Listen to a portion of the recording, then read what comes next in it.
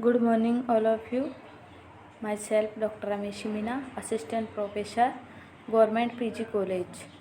बच्चों, हम BA part third year के द्वितीय प्रश्न पत्र अंतर्राष्ट्रीय संबंध 1945 से का अध्ययन कर रहे थे। आज हम उसी क्रम में नई अंतर्राष्ट्रीय अर्थव्यवस्था का अध्ययन करेंगे। नई अंतर्राष्ट्रीय व्यवस्था की मांग क्यों की गई, ऐसी क्या घटनाएं थी जिनके कारण नई अंतर्राष्ट्रीय अर्थव्यवस्था की मांग की जाने लगी। सबसे पहले हम इसकी पृष्ठभूमि का अध्ययन करते हैं कि इसकी मांग कैसे उठी।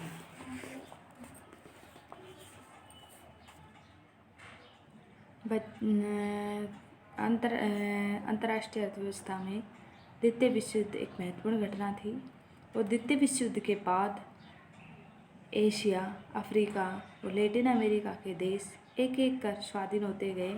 इन्हें राजनीतिक स्वतंत्रता तो मिल गई थी, किंतु आर्थिक दृष्टि से ये देश सही मायने में स्वतंत्र नहीं थे। विश्व अर्थव्यवस्था का एक ऐसा ढांचा स्थापित हो चुका था जो न्याय एवं लोकतंत्र के सिद्धांतों पर आधारित नहीं था। नवोदित देश नव उपनिवेशवाद के शिकंजे में फंसते जा रहे थे। अंतर्राष्ट्रीय अर्थव्यवस्था स्थापित करने का सर्वप्रथम प्रयास द्वितीय विश्व युद्ध की समाप्ति के समय ब्रेटन वुड्स में किया गया था। ब्रेटन वुड्स सम्मेलन का आयोजन 5 महाशक्तियों अमेरिका, सोवियत संघ, इंग्लैंड, फ्रांस, चीन ने मिलकर किया था।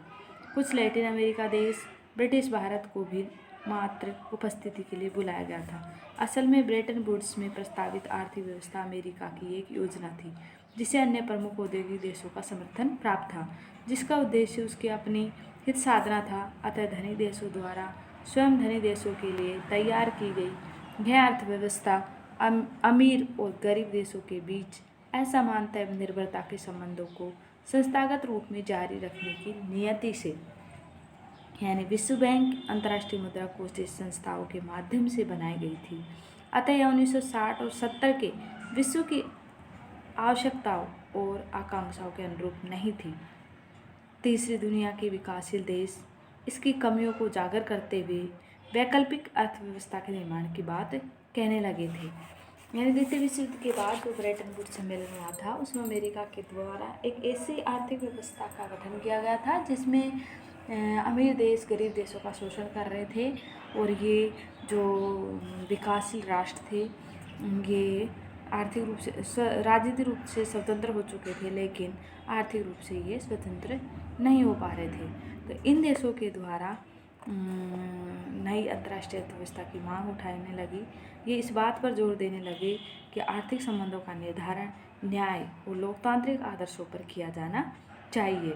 1960 में विकासोन्मुख देशों की विकास समस्या अध्ययन का केंद्र बिंदु हो गई थी। यानी 1960 के दशक में जो ये विकासशील देश थे, इनकी जो विकास की समस्याएं थी वो हमारे अध्ययन का केंद्र बन चुकी थी। वास्तव में द्वितीय विश्व युद्ध के बाद उपनिवेशवाद तथा साम्राज्यवाद के बंधन कमज़ोर पड़ते जा रहे थे। अल्पविकसित देश राजनीतिक स्वतंत्रता के साथ ही आर्थिक स्वतंत्रता भी प्राप्त करना चाहते थे। अतः अंतर्राष्ट्रीय राजनीति और अर्थव्यवस्था की अर्थशास्त्र की शब्दावली में 1970 के दशक में एक नई अवधारणा प्रचलित हुई जिसे नई अंतर्राष्ट्रीय आर्थिक व्यवस्था the new international economic order के नाम से जाना जाता है। संयुक्त राष्ट्र संघ के दस्तावेजों और अन्य प्रमुख अंतर्राष्ट्रीय दस्तावेजों में इस अवधारणा का बराबर प्रयोग किया जाता रहा है। तो हम अब इस नई शब्दावली यानी नई अंतर्राष्ट्रीय अर्थव्यवस्था के अर्थ को जानते हैं। नियो, इसको हम नियो भी बोलते हैं। नियो अर्थात नई अंतर्राष्ट्रीय अर्थव्यवस्था, न्यू इंटरनेशनल इकोनॉमिक ऑर्डर। इसका मतलब है ये क्या थी, एक नई अंतर्राष्ट्रीय अर्थव्यवस्था विकासशील देशों द्वारा मांग की जा रही ऐसी अर्थव्यवस्था है जिसमें विकसित देशों के साथ साथ विकासशील देश भी अपना विकास कर सकें। यानी दोनों का विकास हो, इसमें विकासशील का भी और विकसित का भी, अर्थात विकासशील देशों को पर्याप्त संरक्षण और आरक्षण प्रदान किया जाए।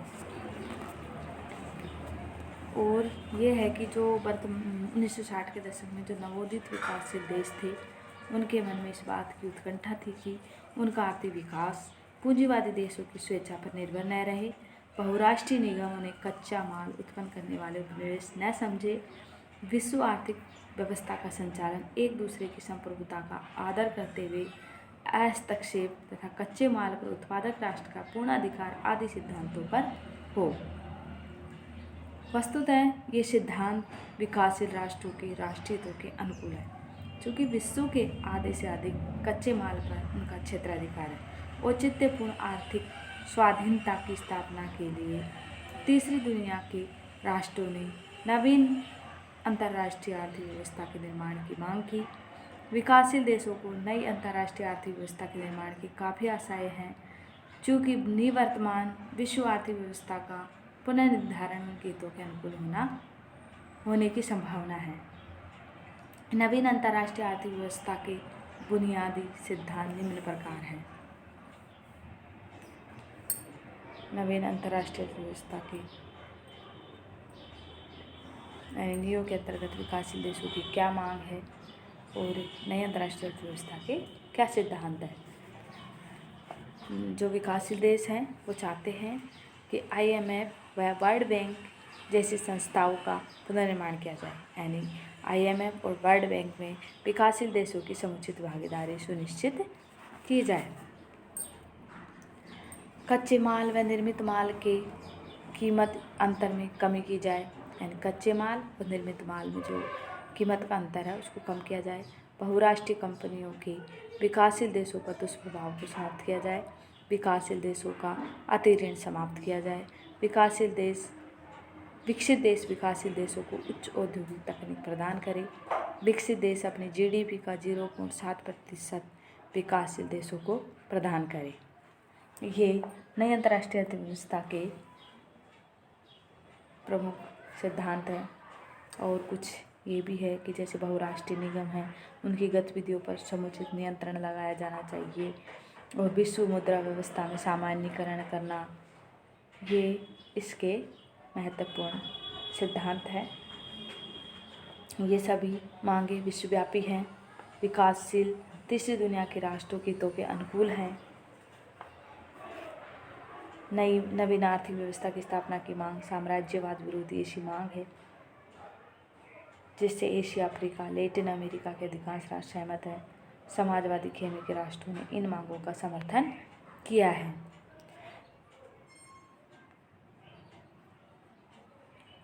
नियो की मांग सबसे पहले नाम के चौथे सम्मेलन अल्जीरियस सम्मेलन में की थी। 1974 में से UN महासभा में पारित कर UNO का प्रमुख लक्ष्य बनाया गया।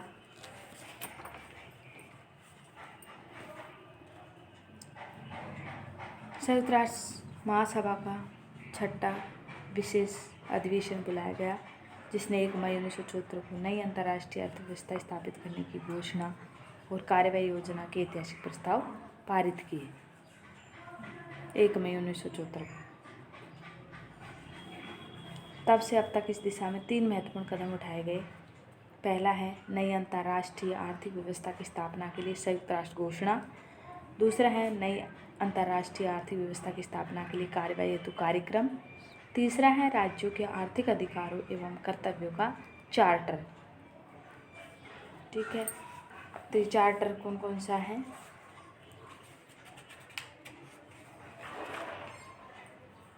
और नियो की स्थापना के लिए अंतर्राष्ट्रीय राजनीति में अब तक 2 प्रकार के प्रयास हुए। नए अंतर्राष्ट्रीय व्यवस्था के लिए 2 प्रकार के संवाद या विचार विमर्श की शुरुआत हुई।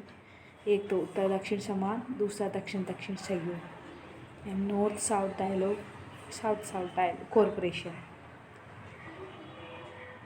उत्तर दक्षिण संवाद से तात्पर्य है विकसित और विकासशील देशों के मध्य परस्पर सहयोग के लिए विचार विमर्श, और दक्षिण दक्षिण संवाद से अभिप्राय है विकासशील देशों के मध्य परस्पर सहयोग और आत्मनिर्भरता की खोज के लिए विचार विमर्श। ओके, थैंक्स बच्चों।